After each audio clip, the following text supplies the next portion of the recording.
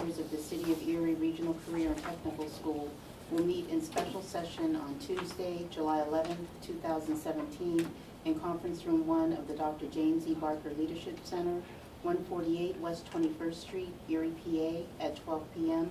for the purpose of awarding repair, replacement, and/or remediation contracts pertaining to the fire at Erie High School and for general business purposes. Thank you. Roll call, please. Mr. Cassillo. Here.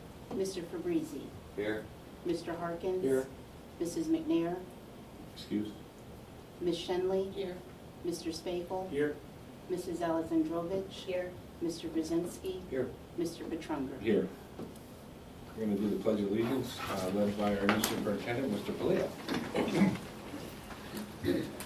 I pledge allegiance to the flag of the United States of America and to the republic for which it stands, one nation, under God, indivisible, with liberty and justice for all.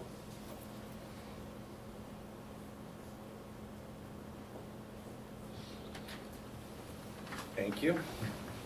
Hearing of citizens, is there any hearing citizens to be heard for 3 minutes? Not seeing any. We'll move on. Mr. Polito. Today, we're asking the board to award a contract for the data replacement of the data wiring at East High. This is the wiring that was damaged as part of the fire there. We did receive 3 quotes. We asked for 3 quotes. 2 came back that could meet our deadline, and we're recommending the low bid right now. We also did include a performance bond in that. Mr. Cassillo had recommended that we do that last week, so we did talk to King Communications, the low responsible bidder, and that piece is included in this. In addition, as part of this, as we're starting to get into some more construction-related contracts as far as this emergency work, Attorney Walker had recommended that we put a waiver on to waive the emergency, or waive the, what is it, the regulations governing responsible contract. Thank you. For this, and that's mainly because with some of this, we do need to move very quickly, and there is a 3-week public comment as part of that, so we'd like to just waive that for this emergency work so that we can continue to move along and have everything ready for the start of school. Anybody have any questions? Mr. President, we are permitted by the Pennsylvania Department of Education to do that, right, under the code, being that this is like an emergency? Correct. So while it may feel like the emergency has passed because the fire was in May, the law says that you're allowed to use the emergency contracting provisions at such point that a portion or the entirety of a school building is unable to be used. And because the fire has rendered that portion of the building to be unable to be used, we can continue to use the emergency contractor. Thank you, Mr. Yes. Mr. Ms. Shenley. I would like the attorney to just kind of describe for the general public, even though there's not the general public here, what the responsible bidder thing is that you're waiving. Sure. So, Mrs. Jones, could you pull up the, I'm sorry, the next one,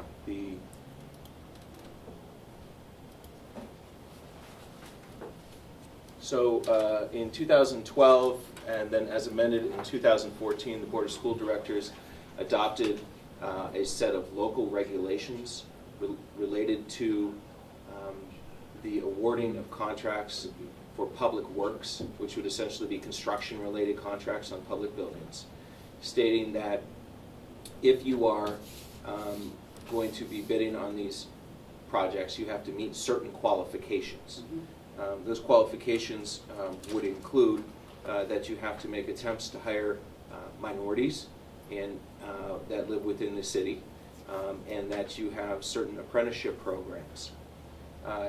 The procedures that are used under those local regulations also include a 3-week public notice period prior to the award of a contract, and an opportunity for people to object to the award of a contract before the board would vote on it, with a claim that the contractor may or not have the necessary qualifications as we've expressed in the regulations, or may not be a good or responsible contractor, and they had information that the school board should consider. The waiver that has been put into place, that is being recommended, would waive the regulations governing responsible contractor. And note, these are just local regulations that the Erie School Board has adopted. I'm not aware of any other entity in the Commonwealth that has done so. Only in those circumstances when the school district is utilizing the emergency contracting provisions of Section 751 of the Pennsylvania School Code.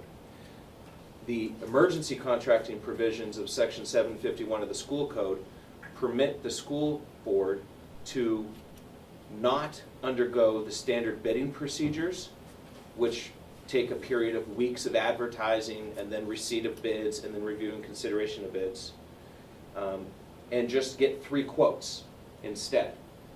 The reason for that is it's recognized that there's an inherent value in getting the school building back into play as quickly as possible. And so it was the recommendation of, in conversations with Brian, and my recommendation that we waive the regulations governing responsible contracting because of the additional 3-week period that it would require in the public notice provision, so that we can continue with the intent of the emergency contracting provisions, which is to move this along quickly. I will also note that this resolution may not specifically be necessary, in that we have a state law governing how the school board is or may do contracting when you're in an emergency situation. And if there was ever a situation where we would have to debate, in front of a court as to what pertains local regulations or state law, the state law would most likely preempt any of the local regulations we would put into place. So this is a belt and suspenders option that I wanted to provide to the school board so that it was all done above board and everybody knew exactly what was going on. Okay, thank you. You're welcome. Any other questions on it? I do have one more question. Okay, I'm assuming that we don't have a certain amount of time so that we could actually follow this contract, right? I mean, we're talking about 3 weeks, and we did not know that this was going to occur, correct? Correct. This contract that is being considered today is for the replacement of all the wiring and computer lines and things of that nature that were damaged in the fire. So we had to know what was damaged before we could actually go out and ask for bids. So this is kind of an emergency, as opposed to a month ago we didn't know what was going to happen, correct? Correct. We needed to be able to ensure what was damaged, and a listing of specifications was provided to the various contractors, and the bids that were supplied were specifically on the exact clip cabling that needed to be replaced. And the school district, in my understanding, Mr. Polito, if you could correct me if I'm wrong, my understanding is the school district was unable to ascertain exactly what was damaged until this point. Right. Thank you. In addition, we want to start the work immediately once Right. this is awarded, so both the companies that did quote were able to start within 24 hours of the award. And I'm asking these questions because I was on the board when we passed this, and we did it for reasons, and I agreed with those reasons, but given the circumstances, I just wanted an explanation as to why we weren't following that particular contract, but I understand, and thank you. Mr. President? Yes. And so, I mean, what she's saying, what I think she's saying, this is just for this situation at this time, and as we move forward, that resolution still holds place. And we're not discounting this resolution at this point, right? We're just doing one waiver for the emergency work that has to be done. Mr. Fabrizi, the waiver that has been presented to the school board would pertain to any time the school district would be letting a contract utilizing the emergency contracting provisions. So God forbid there was another emergency at a different school that would have to be responded to, this resolution would stand in place as well. Just merely for the emergency contracting. We have in the past waived such, when we did the roof at Grover Cleveland, this board waived it because the school needed to be open and we needed to get the roof done in time. And at that time, we had a conversation about whether we should amend the regulations governing responsible contracting to include a waiver provision in emergency situations. We never pushed it, it never happened, we didn't think we'd be in another situation where that would occur, but unfortunately we are. And we certainly, if the board's uncomfortable doing the blanket waiver, do one, we could amend it to go specifically for the fire up at Erie High School. We really foresee right now this addressing a couple that are coming down the road here. We have the structural steel and demolition that we're hoping to have before the board next Monday. There's some flooring that needs to be done also in the shop area, so there's just a couple of those type of contracts that we're looking to have this apply to right now. I have no problem. I mean, if, I don't want to negate it completely. I mean, so if it's for emergency situations, I don't see why in other emergencies to amend it like Mr. Toledo had said, so that it pertains to what we're dealing with right now with the fire at Central and anything that we have to do at that school. I understand completely, but if it moves forward into other situations, I don't see why we wouldn't be able to make the same waive at that time, given an explanation at that point for whatever situation we're talking about. Rather than making it a blanket that whatever is deemed an emergency. I mean, who deems what an emergency is and what isn't an emergency at any given point? So the Pennsylvania School Code says that an emergency exists at such point that a portion or the entirety of a school plant is unable to be utilized. So you have to have some level of systematic collapse of the systems within the building, so such that you couldn't have students in there. And then when we, in this situation, we had a conference call with the Secretary's office at PDE, and they agreed that this was in fact an emergency, and then we utilized that allowance to move forward with the emergency contracting provision. There's not much discretion as to whether it is an emergency or it isn't. All right, so in other words, even if we do this and it's a blanket that you're going to use it in the future if need be, you have to still go to the Pennsylvania Department of Education to determine that it's an emergency. Yes, I would advise that we always go to the Department of Right, Education okay. before we make that determination. Because the bigger thing is we would have to circumvent the whole bidding process that's in the school. Right, no, I understand that, right, I understand. But sir, if there's a standard construction project that we've had, you know, like a new building or additions or whatever it may be, this waiver would not pertain to that.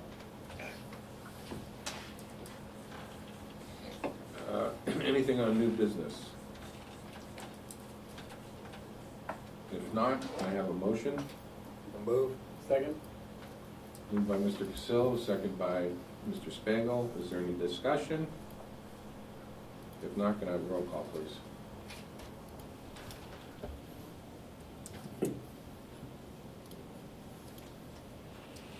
Mr. Casillo, Yes. Mr. Fabrizi, Yes. Mr. Harkins, Yes. Ms. Shenley, Yes. Mr. Spable, Yes. Mrs. Alexandrovich, Yes. Mr. Brzezinski, Yes. Mr. Petrunger. Yes. We'll move on to Ainsworth Cell Tower lease. Mr. Wachner? Given all that's been going on with the school district, this item has languished for a long period of time. It was originally presented to me last year as Mr. Ganks was, as Leroy was retiring, and he dropped this on my desk and said we should probably follow up on it. There is a proposal by T-Mobile and a group called EcoSite to take one of the light poles at Ainsworth that lights up the field, to remove that light pole and replace it with a taller pole, to rehang the lights and refocus them, and then hang some cell towers off of that pole, for which we would receive $1,600 a month in rent, as well as $250 a month for any sublease opportunities that they are able to get, So moved. including Second? the third sublease and anything after the fourth sublease. Last month, you did approve an Emerson Gridley cell tower lease that went on the roof. We didn't take an opportunity to make a public presentation on that, as no one's going to be able to see it, or it's just underneath the parapet on the roof. This is one, I've reviewed it with Mr. Petrunger, shown him the designs and the drawings. If anybody would like, I have them here, but we wanted to at least bring it to your attention before we place it on the agenda for next month. Any questions? Yes. With Emerson Gridley, if we're putting it up for sale, what happens to that? Does lease go with it? It makes the value of the building higher. It's the second cell tower lease that is on that building. Are they $1,800 a month, Mr. Polito? I believe so. So at this point, we'd have about $3,600 a month in lease income that would go to the, whoever would purchase that building. Any other questions on that? If not, let's move on to the signage and awning administration room. Ms. Deva? Thanks, Mr. Petrunger. I'm just coming to you today to talk about getting new signage for the exterior of this building. I had sent you an email earlier with these designs. Pretty much what we're looking at right now is with Mr. Polito coming on board as our new superintendent, obviously the changes happening in the district, trying to move forward in a positive note and kind of start a new chapter, and that also takes into account how we look as a district.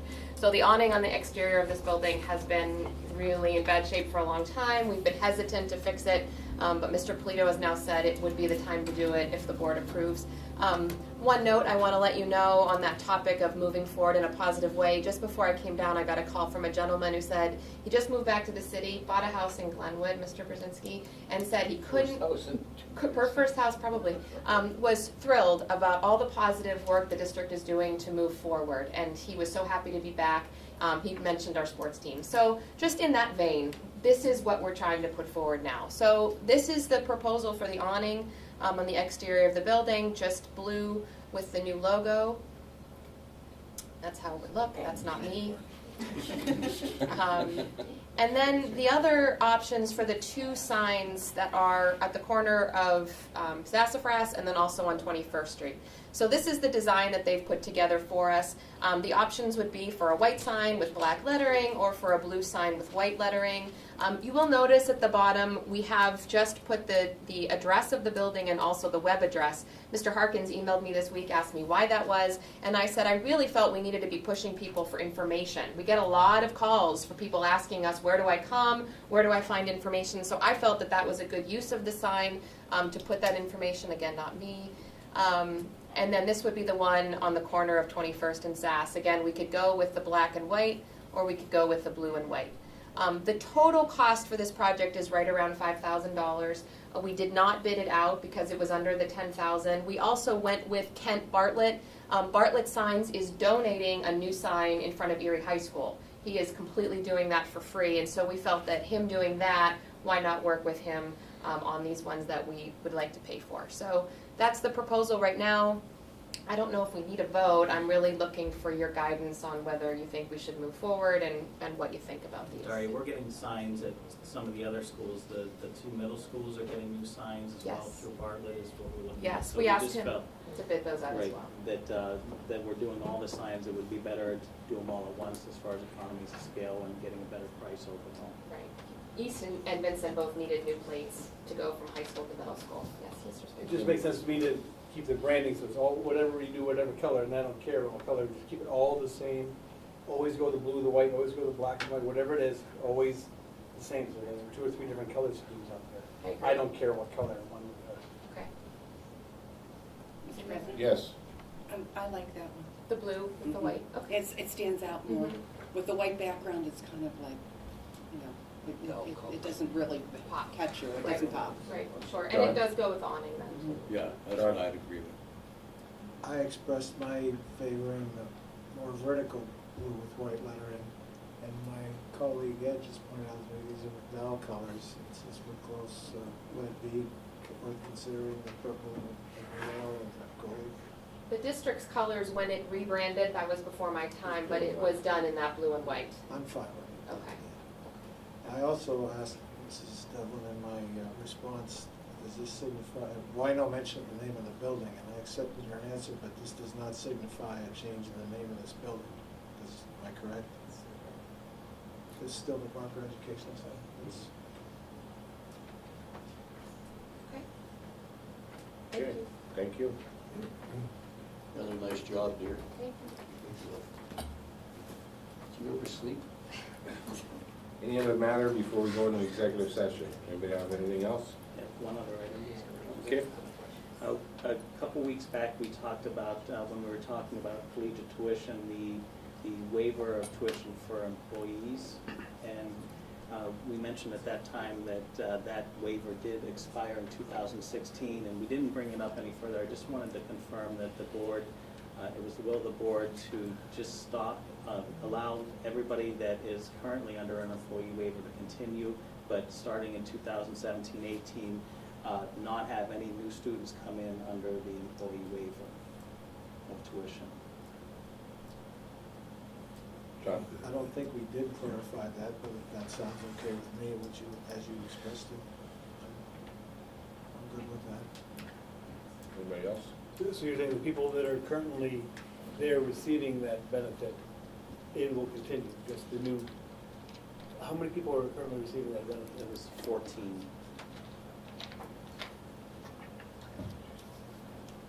So reached. And I just, I don't like it. But we owe something to our people, of course, but the people who are jumping up to that $7,000 aren't gonna be real happy either. The rules of the board, what you guys. Ask them to move in the city. Yeah, move the city, no problem. We live in the city.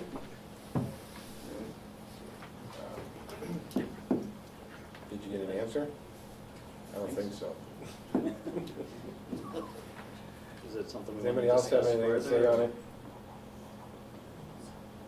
I think that that's, I mean, I think that doing it the way that you're saying it, as long as it doesn't, as long as it doesn't affect the kids that are already there, and they're, you know, and we're gonna make that decision that we're not gonna have employees doing it in that manner is a better way than doing it employees.